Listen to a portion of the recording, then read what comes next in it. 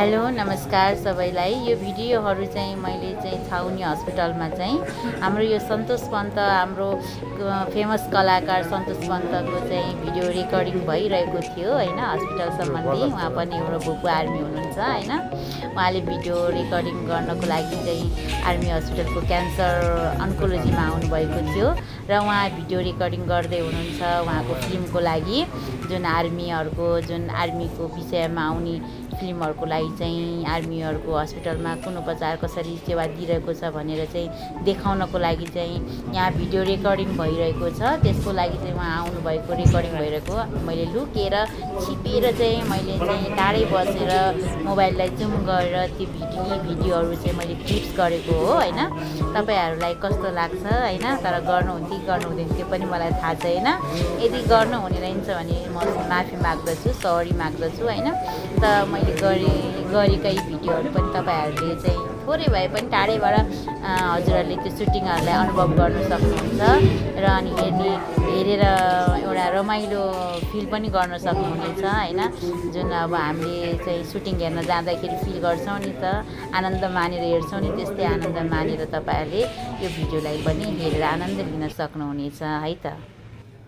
यस समयको भिडियो हेर्दाखेरि मलाई पनि मेरो श्रीमानसँग हस्पिटलमा बसेको समयको याद आउँछ, उहाँको साथमा रहेको समयको याद आउँछ हैन।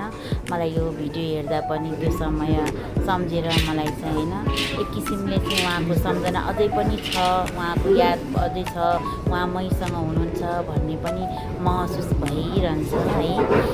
त त्यस समय हामी श्रीमान म पनि हामी हेरिरहेका थियौँ यो भिडियोहरूलाई सन्तोष एक्टिङलाई हेरिरहेका थियौँ हैन। राम्रोसँग उनीहरू कहिले मिलेन भनेर कटकट गर्दै भिडियोहरू लिइरहनु भएको थियो, रमाइलो भएको थियो। त्यस समय हामी जुन अब रोगी जुन क्यान्सर रोगले गर्दा त्यस ठाउँमा भए पनि त्यो पीडा केही समयको लागि यो भिडियो रेकर्डिङले हाम्रो पीडालाई हटाइदिएको थियो। हामी बिरामी नै छैनौँ, हामी कसैको बिरामीको साथमा छैनौँ, हामी आनन्द गरेर सुटिङ हेरिरहेका छौँ भनेर एउटा खुसी तातले हेरिरहेका थियौँ। केही समयलाई पीडा हटेको थियो हैन। अनि के गर्नु, यस्तै हो जिन्दगीमा। यो समय पनि सन्तोष पन्तको सुटिङलाई हामीले हेर्न पाएका थिएनौँ कहिले पनि हैन। तर यो समयमा हेर्न पाउँदा खुसी लाग्यो हैन। हजुरहरूले पनि यो भिडियोलाई हेरेर खुसी मानेर हेरेर तपाईहरुले हामीले जस्तै अनुभव गरेर हेर्नुहुनेछ भन्ने लाग्दछ। तर बिरामीको अनुभवमा, बिरामीमा दुःखमा परेको अनुभव हैन। तपाईहरु खुद कुनै एउटा भ्यू हेर्दै हुनुहुन्छ, जुन सुटिङको भ्यू हेर्दै हुनुहुन्छ भनेर आनन्दले खुसी तालले तपाईहरुले महसुस गरेर हेर्न सक्नुहुनेछ है त।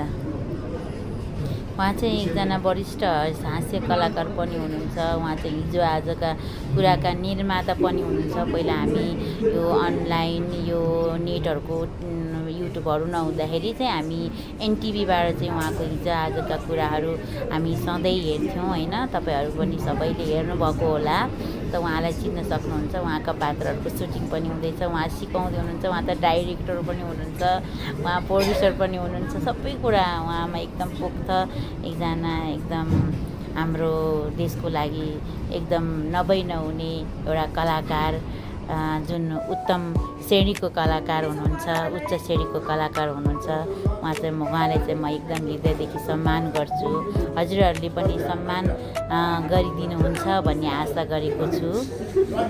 उहाँ यस कलाकारमा हुँदै पनि पहिला देशभक्त हुनुहुन्थ्यो। देशभक्त भएर आर्मीमा रहेर काम गर्नुभएको थियो भने अहिले उहाँ कलाकार भएर देशको लागि एउटा कलाकार, एउटा प्रतिमूर्तिको रूपमा देखिनुहुन्छ हैन। उहाँलाई हामी सबै सम्मान गरौँ है त। यो भिडियो हेरेर अहिलेलाई यी कुराहरू राख्दै म हजुरबाट बिदा हुन चाहन्छु। हजुरहरूले यो भिडियोलाई राम्रोसँग हेरेर इन्जोय गरिदिनु होला भनेर महसुस पनि गर्दछु हैन। तपाईले यो भिडियो हेरेर मेरो यो भिडियोलाई लाइक, सब्स्क्राइब पनि गरिदिनु होला, कमेन्ट पनि गरिदिनु होला। हजुरहरूलाई कस्तो लाग्यो हैन, मबाट गल्ती भए हजुरले क्षमा पनि गर्नु होला। अझै कस्तो खालको भिडियो राखौँ भनेर हजुरले लेखिदिनु पनि होला है त।